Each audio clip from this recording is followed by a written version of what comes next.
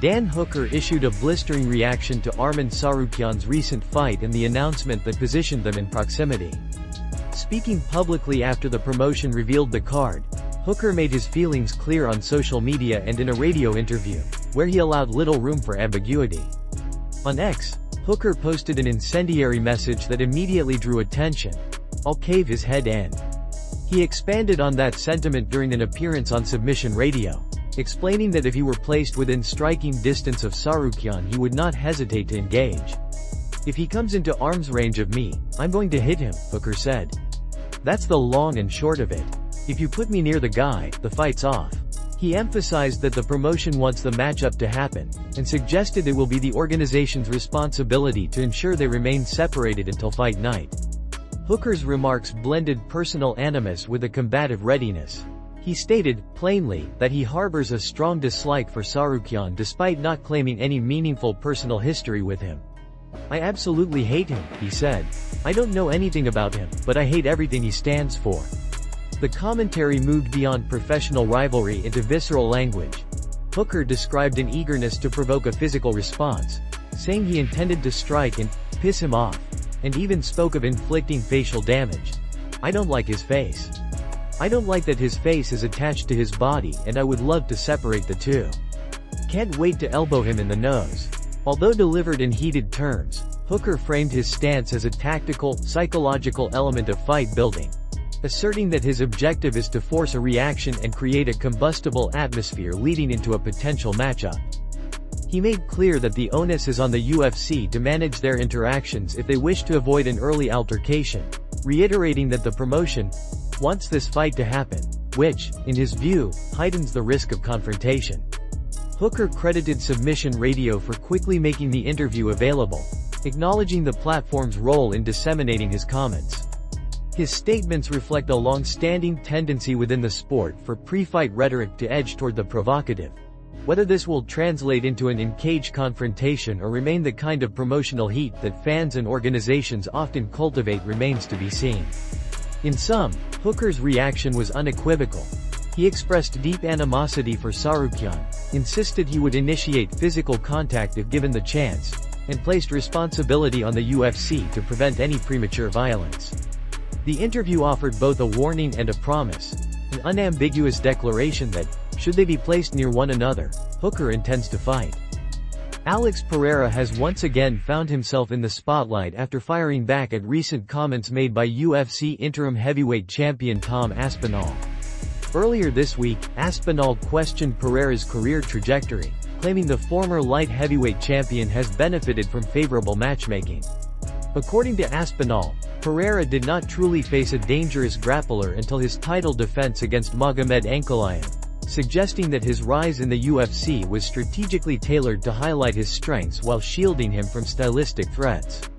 Pereira, never one to shy away from criticism, addressed Aspinall's remarks during his media day ahead of UFC 320. The Brazilian strongly rejected the accusation, emphasizing the challenges he faced in transitioning from kickboxing to mixed martial arts at the highest level. "I come from a kickboxing background with no grappling experience. We're talking about the UFC, the pinnacle of the sport. Even if you put me against the lowest-ranked fighter on the roster, I'd still be at a disadvantage on the ground. To suggest that my path was easy makes no sense," Pereira stated. This wasn't the only criticism Pereira responded to during the week. He also addressed comments made by Magomed Ankalaev's coach, who described him as a slow kickboxer. Pereira dismissed the remark with confidence, making it clear that he views such statements as underestimating his evolution as a fighter. His response set the stage for Ankalaev to weigh in during his own media day appearance, where he publicly backed his coach's assessment. "If my coach said he's a slow kickboxer, then I agree with him. We'll prove it in the fight," Ankalaev said. Ankalaev also shared more details about his ongoing feud with Pereira, providing insight into the bad blood that has been brewing between the two. He recalled an incident at the UFC Performance Institute where tensions escalated after Pereira accused him of hiding out of fear.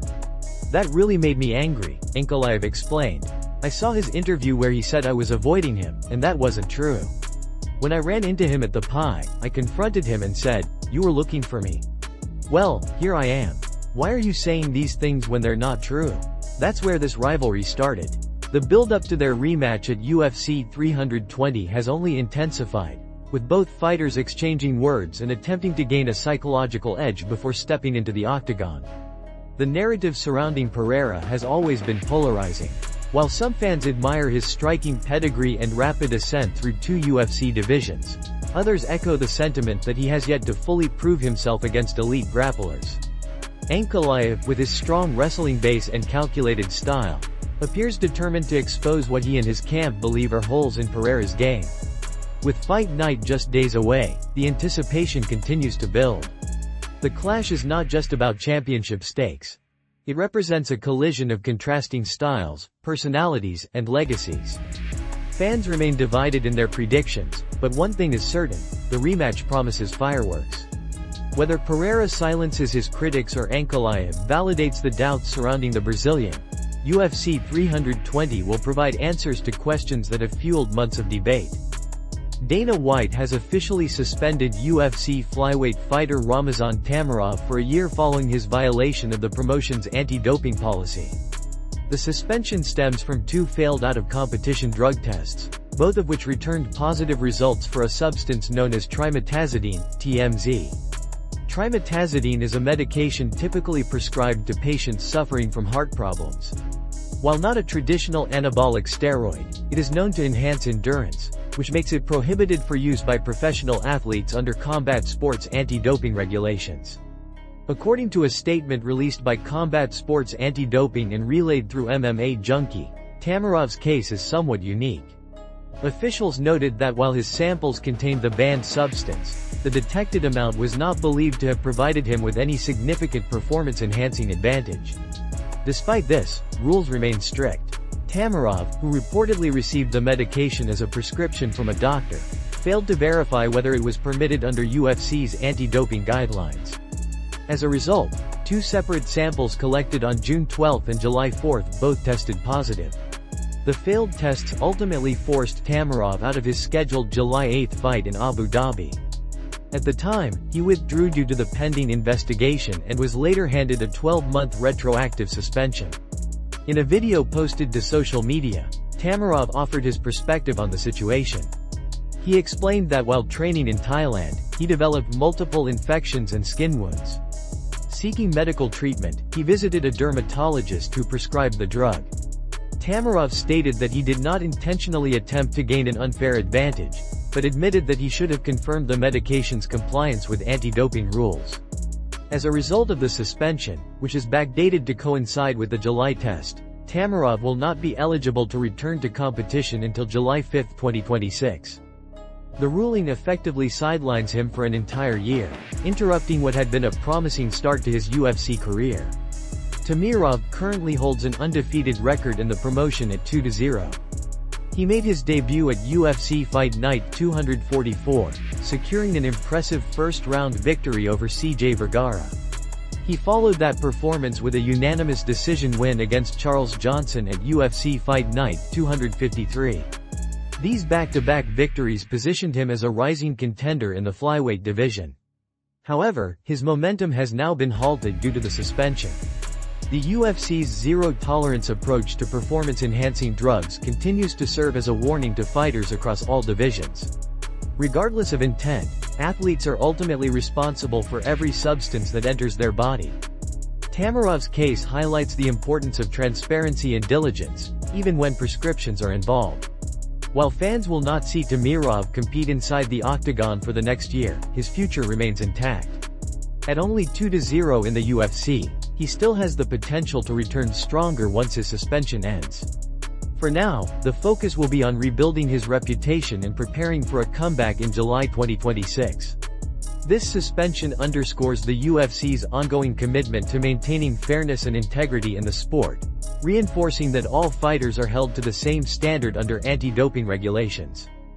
Conor McGregor has once again set the MMA world buzzing after declaring that his long-anticipated return is officially set for the UFC's historic White House event.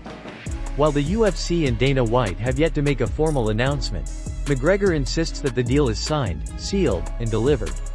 The news broke during an interview with Fox News anchor Sean Hannity, where McGregor confidently assured fans that his participation in the event was guaranteed. "It's a done deal, signed and delivered," McGregor said, leaving no room for negotiation in his words. He emphasized his long-standing relationship with UFC president Dana White, reminding viewers that he has been the promotion's most successful draw in history. "Me and Dana are in constant communication. We've done incredible business together. I'm the highest generating fighter of all time in the UFC," he explained. McGregor went on to highlight the UFC's recently signed $7.7 billion deal with Paramount, which brings the organization to cable television in what he described as a groundbreaking move for the sport. With this deal in place, McGregor positioned himself as the ideal headliner for such a monumental event. "Bring in the big dog, the Mac," he proclaimed with trademark bravado. While the official opponent has not been confirmed, all signs continue to point toward Michael Chandler, who has long been linked to McGregor's return. Chandler has publicly expressed his eagerness to face McGregor, and given the Irishman's remarks, it appears the matchup may finally come to fruition at this unprecedented event. Beyond the bold declarations, McGregor also took time to address his preparation for the fight. He revealed that he has entered what he calls a 6-month operation to isolate himself from distractions and focus entirely on training. "I have 8 months and change until the White House event, but I consider it a 6-month operation. It's a period of isolation where the phone will not be answered. My team knows what's coming, and I'm under no illusions about what lies ahead," McGregor explained. He stressed that this camp will be about discipline, sacrifice, and redemption. Reflecting on his last outing, which ended in injury, McGregor admitted that a lapse in concentration had cost him dearly. Determined not to let history repeat itself, he promised that this return would showcase his true abilities. "I was in incredible condition last time. A slight lapse led to an injury. I want to correct that and show what I'm really about," he said. Still, questions remain. Despite McGregor's certainty, Dana White has not yet confirmed the matchup or the card. In fact, White announced several other fights just before McGregor's interview, with no mention of the Irish superstar's return. This has left many fans skeptical, wondering if McGregor is genuinely revealing inside information or simply stirring the pot in classic fashion. For now, McGregor's comments have fueled speculation and excitement across the MMA community. Whether or not his claims prove true, his return remains one of the most anticipated moments in UFC history. If his words hold weight, the White House event could deliver one of the biggest spectacles the sport has ever seen. Former UFC middleweight champion Robert Whittaker has thrown his full support behind Carlos Ulberg, stating that the surging light heavyweight contender has more than earned his shot at the title. Speaking on the latest episode of his MMA Arcade podcast, Whittaker praised Ulberg's recent performances, particularly his emphatic knockout victory over Dominic Reyes, which has placed him firmly in the title picture. Heading into last weekend's UFC Fight Night event in Perth, much of the conversation centered around how the results of two key matchups, Ulberg vs Reyes and the upcoming Jiří Procházka vs Khalil Rountree fight, would help determine the next challenger for the 205-pound championship. Ulberg made a statement in spectacular fashion, delivering a devastating knockout win that not only extended his streak to 9 consecutive victories but also solidified his place among the division's elite. For Whittaker, the message is clear. Ulberg's resume and consistency make him the most deserving candidate for a title opportunity. After 9 straight wins, he deserves the crack at the title, Whittaker said. He went on to joke that the only scenario that could change things would be if Jiří Procházka pulled off something otherworldly against Khalil Rountree. Unless Jiří does a triple backflip onto Rountree's head or something truly ludicrous, then I don't think we're seeing that fight leapfrog Ulberg, Whittaker quipped, making it clear he views Ulberg as the rightful next man in line. The UFC's updated rankings reflect Ulberg's rise. Following his latest victory, he now sits at number 3 in the light heavyweight division, with Jiří Procházka ranked 2nd and Khalil Rountree at 4th. Ulberg's steady climb has been fueled not only by his winning streak but also by the quality of his performances, mixing technical precision, knockout power, and composure that continues to impress both fans and fighters alike. Ulberg's story has been one of perseverance and steady development. Initially viewed as a promising prospect when he joined the UFC, He has since evolved into one of the most dangerous fighters in the division. His ability to adapt, combined with his striking prowess, has made him a problem for every opponent placed in front of him. Whittaker, who has trained alongside Ulberg and watched his rise closely, believes that his teammate's time has finally come. The light heavyweight division remains one of the UFC's most competitive and unpredictable weight classes. With champions and contenders frequently rotating at the top in recent years, the push for fresh title challengers has been a constant theme. Ulberg's win over Reyes could not have come at a better time, as it reinforced his credibility while also raising the excitement level for a potential title bout. Whittaker's endorsement adds further weight to Ulberg's case, as the former champion's perspective carries significant respect within the MMA community. While the outcome of Prochazka versus Roundtree will undoubtedly play a role in shaping the title picture, Whittaker maintains that Ulberg has already done more than enough to earn his shot. With 9 straight wins, a spot among the division's top 3, and the backing of one of the UFC's most respected former champions, Carlos Ulberg appears closer than ever to challenging for the light heavyweight crown. Whether the UFC makes it official will depend on how the rest of the division unfolds, but as Whittaker put it, anything short of something spectacular happening elsewhere should not stand in Ulberg's way.